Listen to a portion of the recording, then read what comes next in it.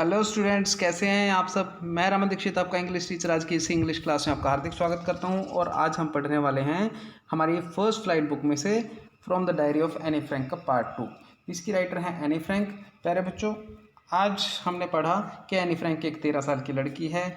वो किस प्रकार से एक यहूदी होने के कारण, एक ज्यूइश होने के कारण बहुत दुखों को सहन करती है, क्योंकि जो भी जर्मनी के हिटलर पार्टी के जो नाजीज थे वो उनसे नफ़रत करते थे। और उनकी नफ़रत के कारण एनी फ्रैंक और इसकी जो फैमिली थी, फ्रेंड थे, तो इन सबको बहुत दुख सहन करने पड़ते हैं और ये अकेली पड़ जाती है और इनको कंसंट्रेशन कैंप में रखा जाता है। और इसी कारण से ये एक डायरी लिखनी शुरू करती है और उस डायरी में क्या क्या लिखती है, अपने इमोशंस को ये लिखती है। तो आइए हम पढ़ें इसका सेकंड पार्ट, और हमने जहाँ तक पढ़ लिया था उससे आगे शुरू करते हैं हम। तो एनी फ्रैंक कहती है कि भी जो ये 4 लोग थे, उसकी parents, the 4 of us are still doing well. भाई हम 4 लोग अभी तक ठीक ठाक थे, ठीक है। वो कह रही है वी डूइंग वेल, अभी ठीक ठाक थे। कौन 4 लोग? उसके पेरेंट्स और उसकी बहन मार्गोट और खुद Anne. And that brings me to the present date.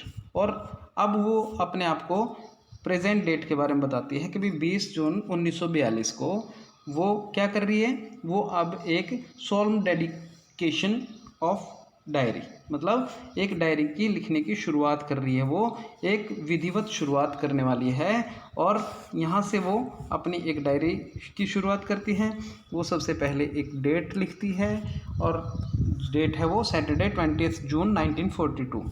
लिखती है डियरेस्ट किटी। अपनी डायरी को वो किटी नाम जो उसने दिया है, इसीलिए वो उसमें डियरेस्ट किटी लिख के अपनी बातें लिखती है, जो भी लिखती है। तो वो लिखती है our entire class is quacking in its boots. भाई हमारी जो पूरी एंटायर, मैंने पूरी, ठीक है, जो क्लास है वो क्वैकिंग इन इट्स बूट्स। मतलब क्वैकिंग का मतलब होता है कांपना, कांप रही है, मतलब उसके टांगे कांप रही हैं सबकी। बूट्स का मतलब होता है जूते वैसे तो, लेकिन क्वैकिंग क्या होता है? एक बत्तख की आवाज़ होती है, एक डक की, तो क्वैक क्वैक। लेकिन यहाँ पे जब क्वैकिंग इन इट्स बूट होता है तो इसका मतलब होता है shaking with fear and nervousness, ठीक है। तो यहाँ पे वो कांप रहे हैं। किस कारण से कांप रहे हैं? उसका एक कारण है। द रीज़न, इसका रीज़न है ऑफ कोर्स, वास्तव में ये क्या है वो reason, is the fourth coming meeting. भाई एक मीटिंग होने वाली है which the teacher decide who will move up. कि भाई टीचर डिसाइड करने वाले हैं, टीचर एक फैसला लेने वाले हैं कि भाई किसको तो मूव अप किया जाएगा, मतलब किस क्लास में आगे ले जाया जाएगा इन द नेक्स्ट फॉर्म। भाई अगली क्लास में किसको मूव अप किया जाएगा, किसको पास किया जाएगा, and who will be kept back, और किसको यहीं पर रखा जाएगा, मतलब फेल किया जाएगा। तो इस तरीके का एक डिसीजन होने वाला है, इसीलिए वो they are quacking in their boots. तो आगे कहते हैं half the class is making bets. उनकी आधी जो क्लास है वो बैट्स लगा रही है, मतलब शर्तें लगा रही हैं। किस बात की शर्तें लगा रही हैं? कि भाई कौन पास होगा, कौन फेल होगा, इस प्रकार की शर्तें लग रही हैं क्लास में। जीएन एंड आई लाफ। भाई एक तो एनी और इसकी कोई फ्रेंड है जीएन, ठीक है। वो क्या कर रही हैं? वो लाफ आवर सेल्फ सिली, मतलब बुरी तरीके से वो पागलों की तरह हंसे जा रही हैं, बहुत ज़्यादा अपने आप में ही हंस रही हैं वो। एट द, किस पे हंस रही हैं वो? एट द 2 बॉयज़, 2 लड़कों पे। कहाँ बैठे हैं वो? उनके पीछे, मतलब पिछले वाले बेंच पे जो 2 लड़के बैठे हैं उन पे वो हंसे जा रही है। और कह रही है कि भाई सीएन एंड जैक्स। कौन है वो? वो सीएन और जैक्स नाम के 2 लड़के हैं जिन पे वो हंस रही हैं। Who have staked their entire holiday saving of their bet. तो इन लड़कों ने क्या किया है कि भाई जितने भी, स्टेक्ड का मतलब होता है अपनी पूरी की पूरी, मतलब जो सेविंग्स थी, ठीक है, वो बेट में, शर्त में लगा दी है। और वो किस लिए थी उनकी शेविंग? एंटायर हॉलीडे, मतलब पूरी छुट्टियों में उन्होंने सेविंग करी और उसको उन्होंने क्या कर दिया? बेट में लुटा दिया, मतलब अपनी पूरी की पूरी सेविंग को, उन्होंने पूरी सेविंग को अपनी दांव पे लगा दिया, ठीक है। तो किस तरीके से लगा दिया? स्टेक का मतलब होता है दांव पे लगाना, और किस चीज़ के दांव पे लगा दिया? शर्त के, अपनी शर्त के भेंट चढ़ा दिया उन्होंने अपने सारे पैसे को, भी कौन फेल होगा कौन पास होगा, इस तरीके से। इसीलिए वो हंसे जा रही हैं दोनों। तो from the morning to night it's you are going to pass. बस सुबह से लेकर रात तक एक ही बात चलती रहती थी कि तुम पास होगे या नहीं होगे, इस तरीके की। नो आई एम नॉट, दूसरा कहता था नहीं मैं नहीं होऊंगा, येस यू आर, हाँ तुम होगे, नो आई एम नॉट, नहीं मैं नहीं पास होऊंगा, तो इस तरीके की। Even these pleading glances and my angry outburst can't calm them down. तो वो कह रहा है कि भाई इस तरीके की जो बातें हैं वो चलती रहती थी, यहाँ तक कि जो जीज थे, ठीक है, जो किसी बच्चों के नाम लेके वो कह रही हैं कि भी pleading glances and my angry outburst can't calm them down. तो वहाँ पे प्लीडिंग का मतलब होता है प्रार्थना के भाव में देखना, glances pleading glances, and my angry outburst, भी हम अगर गुस्सा होकर दिखाते या बिल्कुल प्रार्थना करते फिर भी ये बातें काम डाउन नहीं हो सकती थी। मतलब चाहे गुस्सा करो चाहे प्यार से समझाओ, लेकिन ये बातें रुक नहीं रही थी, इस तरीके की बातें, भाई तुम पास हो गए फेल हो गए, इस तरीके। If you ask me there are so many dummies that about a quarter of class should be kept back. तो यहाँ पे एनी कह रही है कि भाई कि हमने पूरे के पूरे जोर लगा दिए अपने जितने हम लगा सकते थे, मतलब प्रे करके देख ली, ग्लैंसेस मतलब उनसे नज़रों में प्रे की, बिल्कुल साधारण सी अपनी आंखें हाथ जोड़ करके हमने देख लिए, गुस्सा दिखा दिया उनको, लेकिन कुछ फ़ायदा नहीं हुआ। तो फिर उन्होंने क्या किया भाई, वो कह रही है भाई there are so many dummies. भाई डमीज़ का मतलब होता है नलायक, भाई हमारी क्लास में बहुत ज़्यादा नलायक थे। About a quarter of class should be kept back. तो वो कह रही है भाई एक क्वार्टर मतलब 25% जो क्लास है, 25% बच्चों को वो कह रही है भाई पीछे ही रखना चाहिए, मतलब इसी क्लास में रखना चाहिए, भाई उनको फेल कर देना चाहिए, इस तरीके से वो मानती है। But teachers are the most unpredictable creature on earth. लेकिन वो कह रही है कि भाई जो टीचर होते हैं वो मोस्ट अनप्रिडिक्टेबल होते हैं, भाई इनके बारे में कोई अंदाज़ा नहीं लगाया जा सकता क्योंकि ये अजीब प्राणी हैं धरती पर, इस तरीके से वो लिखती है। आगे कहते हैं I am not so worried about my girl friends and my self. वो कह रही है भाई मुझे कोई चिंता नहीं है अपनी सहेलियों की और अपनी, ठीक है भाई हम तो पास हो ही जाएंगे, वी विल मेक इट, हम पास हो जाएंगे। The only subject I am not sure about math. वो कह रही भाई मैं एक सब्जेक्ट में श्योर नहीं हूँ और वो मेरी दिक्कत है मैथ में, ठीक है। Anyway all we can do is wait. भाई हम एक ही काम कर सकते हैं और वो है वेट। अभी हमें रिजल्ट की वेट करनी है। Until then we keep telling each other not to lose heart. तो जब तक ये बातें नहीं होती, रिजल्ट नहीं आता, हम वेट कर रहे हैं, वी कैप टेलिंग, भाई हमें एक दूसरे को बताना पड़ेगा कि भाई नॉट टू लूज़ हार्ट, भाई दिल छोटा मत करो, हो जाएंगे पास, कोई बात नहीं, इस तरीके से भी एक दूसरे को सांत्वना देनी पड़ेगी, वो मानती है ऐसा। I get along pretty well with my teachers. वो कह रही है कि I get along pretty well my teachers. भाई मैं गेट अलॉन्ग का मतलब होता है भी मैं सही रही हूँ, ठीक है, रही हूँ, क्या कैसी रही हूँ, प्रेटी वेल बहुत अच्छी रही हूँ, किसके साथ, विद ऑल माई टीचर्स, भी मैं अपने टीचर्स के साथ मेरा व्यवहार जो है ना वो बहुत अच्छा रहा है। There are 9 of them. भाई 9 टीचर्स हैं वहाँ पे मेरे, 7 मैन हैं 2 वीमेन हैं। मिस्टर कीसिंग द ओल्ड फौजी हु टीचेस मैथ। भाई एक टीचर हैं उसके, उनका नाम है मिस्टर कीसिंग, ठीक है। वो ओल्ड फौजी मतलब बूढ़े पुराने मतलब विचारों के हैं, और कैसे हैं वो, दकियानूसी हैं। फौजी का मतलब होता है दकियानूसी, ठीक है, ओल्ड फैशनड हैं मतलब, ठीक है। तो वो पुराने विचारों के हैं, बूढ़े वाले विचारों के हैं। हु टीचेस मैथ्स, और वो हमें मैथ पढ़ाते हैं।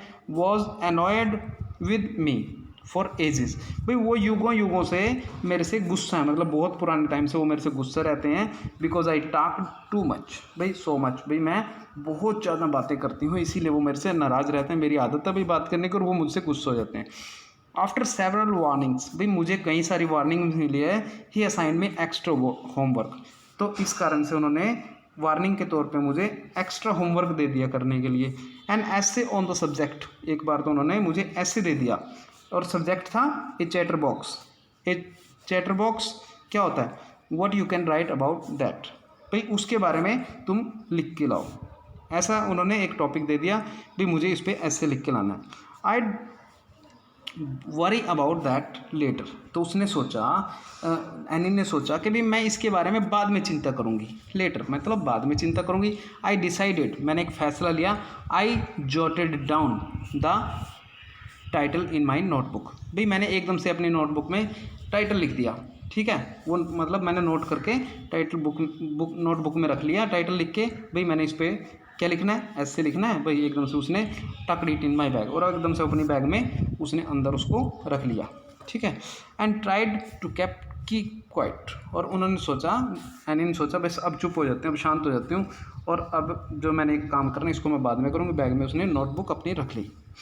That evening after I finish the rest of my homework, फिर वो कह रही है भाई उसी शाम को जब मैंने अपना काम पूरा कर लिया था, रेस्ट ऑफ माई होमवर्क, ठीक है, जितना भी उसका होमवर्क बचा हुआ था वो उसने जब कर लिया था, the notebook about the essay caught my eye, तो वो कह रही है जो मेरी नज़र है, ठीक है, वो किस पे पड़ी, उस एसे वाली नोटबुक पे जिस पे उसने टॉपिक मतलब नोट किया था उस पे पड़ी। I began thinking about the subject, और मैंने उस सब्जेक्ट के बारे में थिंक करना, बिगेन मतलब शुरू कर दिया, कि भाई सोचना शुरू कर दिया भाई मैं इस सब्जेक्ट पे क्या लिखूं। While chewing the tip of my fountain pen, और मैं क्या कर रही थी, अपने पेन की जो टिप थी, मतलब एक सिरे से उसको मुंह में लिए हुई थी, चू कर रही थी वो, ठीक है। तो आगे कहती है anyone could ramble on and leave big space between the words, कि भाई क्या कर सकता है, रैम्बल ऑन क्या होता है, टॉक और राइट एमलेसली फॉर लॉन्ग, भाई कोई भी रैम्बल ऑन कर सकता है, मतलब कितना लंबा बकवास कितनी लिखवा लो उस पर, ठीक है। लीव बिग स्पेस, उसके बीच में बड़ी बड़ी जगह छोड़ दो लिखते हुए, ऐसे को लिखते हुए, ठीक है। वर्ड्स जब हम लिखते हैं तो उसमें जगह छोड़ देंगे, तो इस तरीके से वो सोच रहे भी ऐसे लिख सकती थी मैं। But the trick was to come up with convincing argument to prove the necessity of talking, लेकिन उसने सोचा, उसके मन में एक बात आई, ट्रिक आई उसके मन में। कौन सी ट्रिक आई, कि भाई उसने ऐसा कुछ करना है, कन्विंसिंग आर्गूमेंट लिखने हैं, मतलब उसने अपने टीचर को कन्विंस करना है अपनी बातों से, बट ऐसी सी बातें उसने लिखनी हैं कि भाई जो प्रूव करें, भाई इस बात से वो सिद्ध हो जाए, द नेसेसिटी ऑफ टॉकिंग, भाई हमें बातें क्यों करनी चाहिए, भाई उनकी नेसेसिटी क्या है, आवश्यकता क्या है भाई बातों करने की। तो इस तरीके से उसने सोचा। फिर आगे कहती है कि भाई आई थॉट एंड थॉट, मैंने बहुत सोचा और सोचती रही मैं। And suddenly I had an idea, फिर मुझे एक अचानक से एक आइडिया आया, ठीक है। आई रोड 3 पेजेस, मैंने 3 पेजेस लिखे। Mister Keesing had assigned me and was satisfied, जो मिस्टर कीसिंग ने मुझे काम दिया था, असाइन किया था, मतलब मुझे काम दिया था, एंड और उसको वो सेटिस्फाई करने के लिए, मतलब मैं सेटिस्फाई होगी मैं लिख करके जो उसने मुझे काम दिया था। I argued that talking is a student trait, और मैंने क्या आर्गू किया, मैंने उसमें क्या अपना तर्क दिया, मैंने उसमें तर्क दिया कि जो टॉकिंग है, जो बातचीत करना है, वो स्टूडेंट का ट्रेट है, स्टूडेंट का अपना एक गुण होता है। And that I would do my best to keep it under control, और मैं क्या करूँगी इसको, I would do my best, और मैं अपनी बेस्ट से बेस्ट टॉकिंग करूँगी, टू कीप किस चीज़ की, लेकिन टॉकिंग तो करूँगी लेकिन उसको अंडर कंट्रोल करूँगी, ठीक है। तो उसने एक तो ये बात उसमें मेंशन करी, और क्या किया, but that I would never be able to cure myself of habit, लेकिन मैं कर तो लूँगी कंट्रोल, लेकिन मैं अपने आप को क्योर, मतलब इस बात का मैं इलाज नहीं कर सकती, और वो कभी नहीं कर सकती। उसका कारण है, इस आदत का होने का कारण है, since my mother talked so much, क्योंकि जो मेरी माँ है वो बहुत ज़्यादा बात करती है। And I did not more, और वो कह रही है भाई मैं तो उससे कम ही करती हूँ अपनी माँ से।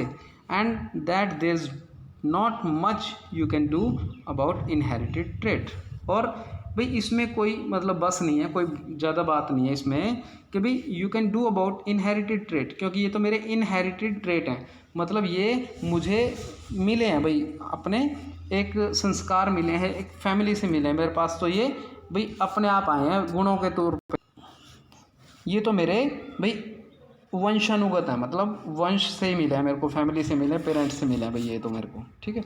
आगे कहते हैं कि mister Keesing had a good laugh at my argument, फिर जब मैंने सर को दिखाया, वो मिस्टर कीसिंग को दिखाया, तो बहुत ज़्यादा हंसे। जो मैंने आर्गूमेंट उसमें दिए थे, जितने भी मैंने आर्गूमेंट्स, तर्क जितने भी मैंने उसमें दिए थे, वो बहुत ज़्यादा हंसते रहे। But when I proceeded to talk my way through the next lesson, he assigned me a second essay. लेकिन वो कह रही है कि जब मैं फिर से प्रोसीड करी, मतलब मैंने अपनी टॉक करनी, बात करनी फिर शुरू करी, तो जो मेरा तरीका था, ठीक है, नेक्स्ट लेसन में जो मैंने बात करनी शुरू करी, फिर उन्होंने मुझे एक और असाइनमेंट दे दी। और क्या दे दिया? एक सेकेंड ऐसे, एक और ऐसे दे दिया। This time it was suppose to be an incorrigible chatter box. तो इस बार उन्होंने जो सेकेंड ऐसे मुझे दिया, ठीक है, it was suppose to be on, और भाई क्या था इसका topic? An incorrigible chatter box. Incorrigible का मतलब होता है असाध्य। असाध्य मतलब जिसका इलाज ना हो सके। और चैटर बॉक्स, भाई ऐसा चैटर बॉक्स जिसका भी, क्योंकि उसने बोलना बंद नहीं किया, तो इसलिए उन्होंने वैसा ही टॉपिक दे दिया, भाई ऐसा ये लिखो भाई तुम topic. I handed it in it, और मैंने उसको लिख के दे दिया। And mister Keesing had nothing to complain about for 2 whole lessons. और दो पीरियड चले गए सर के, मिस्टर कीसिंग के, जब मैंने लिख के दे दिया उनको, उन्होंने कोई कंप्लेन नहीं करी, ठीक है, क्योंकि शायद उनको पसंद आए थे, उसने सोचा।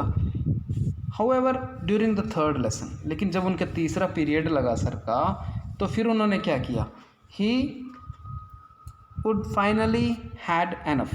तो उन्होंने बहुत कुछ किया, ठीक है, उन्होंने फाइनली उसके बारे में जो मैंने उसके आंसर लिखे थे, अपने आर्गूमेंट लिखे थे, उन्होंने क्या बोला? Anne Frank as punishment for talking in class write an essay entitled quack quack. तो फिर उन्होंने क्या करा कि भी थर्ड लेसन में फिर उन्होंने एक और पनिशमेंट दे दी बात करने की। क्या दी?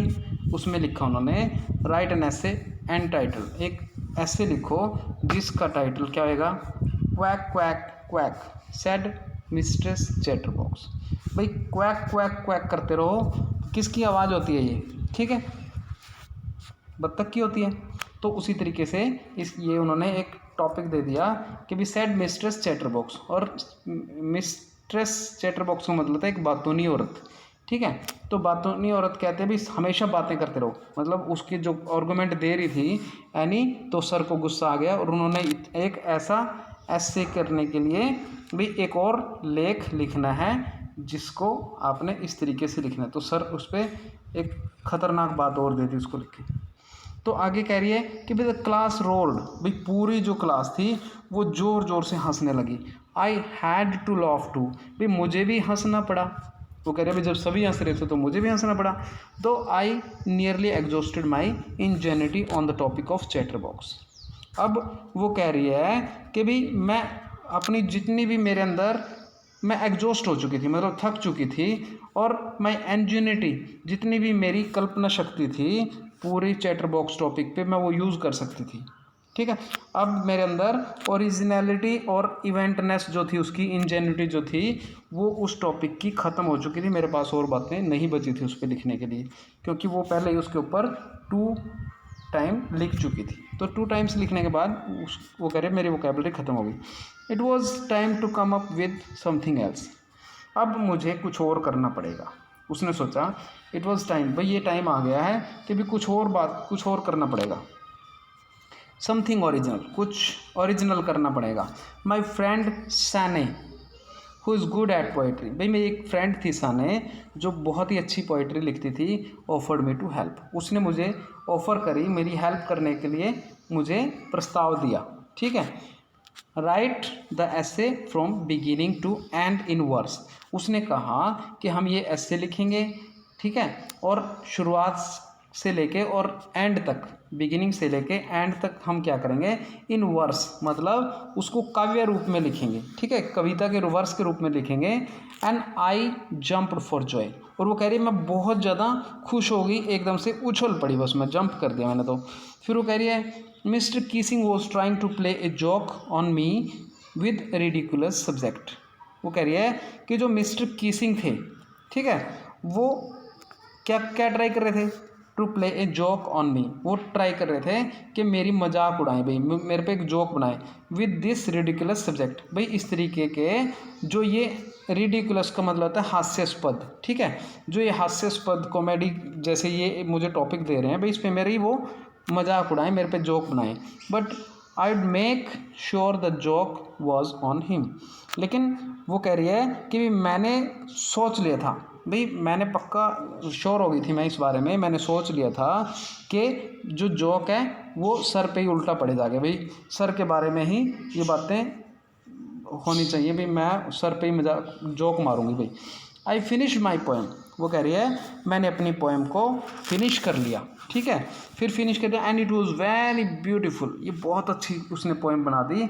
It was about a mother duck and a father swan with 3 baby duckling who were bitten to death by the father because they quacked too much।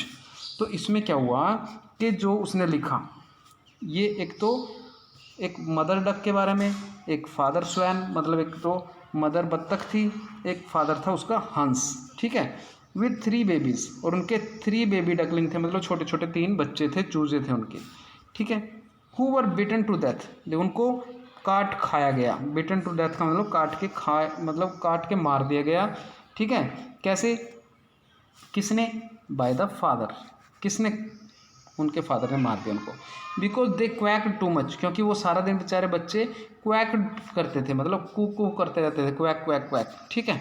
तो luckily Mr Keesing too took the joke the right way, luckily क्या हुआ भाई, ये मेरा किस्मत अच्छी थी कि मिस्टर किसिंग ने इस जोक को सही तरीके से लिया, मतलब उसको नेगेटिव नहीं लिया। He read the poem to the class, उन्होंने क्लास को ही सुना दी पोएम पढ़ के कि भी एडिंग हिज ऑन और ऑन कमेंट्स, उन्होंने क्या करा, खुद के अपने जो कमेंट्स थे वो भी उसमें ऐड कर दिए, ठीक है, and to several other classes as well, और क्या किया उन्होंने भाई, अदर क्लासेस जो थी, दूसरी जो क्लासेस थी कई, उनको भी उन्होंने वो चीज़ें सुना दी, वो पोएम सुना दी, अपने वो कमेंट्स बता दिए। Since then I have been allowed to talk, और उसके बाद क्या हुआ कि भाई मुझे छूट दे दी, ठीक है, अलाउड टू टॉक मतलब मुझे बात करना अलाउ कर दिया, and have not been assigned any extra homework, और मुझे फिर कभी भी एक्स्ट्रा होमवर्क नहीं दिया गया। तो ये पॉजिटिविटी के रूप में उन्होंने उसकी बातों को ले लिया, तो इसी कारण से उसको दोबारा होमवर्क असाइन नहीं किया। ऑन द कॉन्ट्रेरी, और इसके विपरीत क्या हुआ, ठीक है, mister Keesing's always making jokes these days, और अब वो जो मिस्टर कीसिंग है उनके सर, मैथ वाले सर, फिर वो मजाक करने लगे। तो इस तरीके से उसने, एनी ने ये डायरी लिखी और नीचे अपना नाम लिखा। और प्यारे बच्चों, जिस तरीके से एनी ने अपनी बहुत ही अच्छे तरीके से डायरी लिखी, अपने उन दिनों को अच्छे रूप में संजोया, तो आप लोग भी इससे सीखें कि भी हम पे भी दुख आ सकते हैं, तो हमें भी इस चीज़ को पॉजिटिवली ले करके अच्छे से अपनी लाइफ को एंजॉय करना चाहिए, और हमें पॉजिटिव और रिसोर्सफुल बनना चाहिए, ठीक है बच्चों। तो आप अगर चैप्टर आपको समझ में आया हो तो आप लाइक, कमेंट और सब्सक्राइब कर लेना अगर नए हैं तो चैनल पे। थैंक यू बच्चों, बाय।